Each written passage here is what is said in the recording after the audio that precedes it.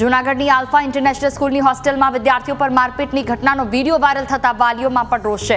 3 વાલીઓએ પોલીસમાં અરજી કરી ઉપલેટા, માંગરોળ અને ધોરાજીના 5 વિદ્યાર્થીઓ સામે જુવેનાઇલ એક્ટ હેઠળ કાર્યવાહી શરૂ થઈ ગઈ છે। શાળા સંચાલક જીપી કાઠી વિરુદ્ધ પણ ફરિયાદ નોંધવા માટે વાલીઓએ માંગ કરી છે। મારવાની ઘટનાના બીજા દિવસે હોસ્ટેલ સંચાલક દ્વારા શાળા સંચાલકને પણ જાણ કરાઈ હતી। શાળા સંચાલક જીપી કાઠીએ ઘટના દબાવી હોવાનો વાલીઓનો આરોપ છે। તપાસ સમિતિ દ્વારા આલ્ફા ઇન્ટરનેશનલ સ્કૂલ સામે પગલાં લેવાની પણ માંગ કરાઈ હતી।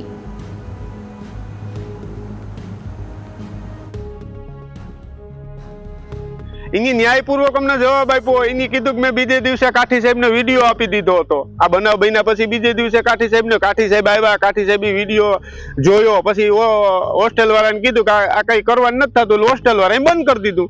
હોસ્ટેલ વાળા તો જાણ કરે ને અમને તાત્કાલિક।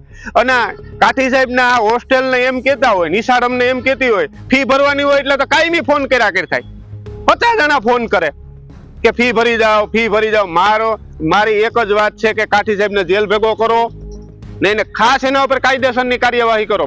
મારો એ જ મોટો નિર્ણય લેવાની, અને નકર કાયદેસર અમારે કાર્યવાહી હાથમાં લેવી જોઈએ ને। હોસ્ટેલને જવાબદાર ગણે। હોસ્ટેલે તો બીજે દી કાઠી સાહેબને બોલાવી અને જાણ કર, અને હોસ્ટેલ છે તો કાઠી સાહેબની છે, ઓલા ભાઈને ભાડે આપેલી છે, તો એ ભાડે આપેલી છે ભાઈ તો બીજે દિવસે એને વિડીયો દેખાડી દીધો કાઠી સાહેબને।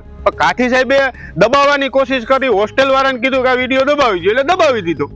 અમારી માંગ એવી છે, જેમ અમદાવાદમાં સ્કૂલ બંધ થાય એમાં સ્કૂલ બંધ થાય, નકર અમારે તાળા મારવા પડશે, 100%ની વાત છે।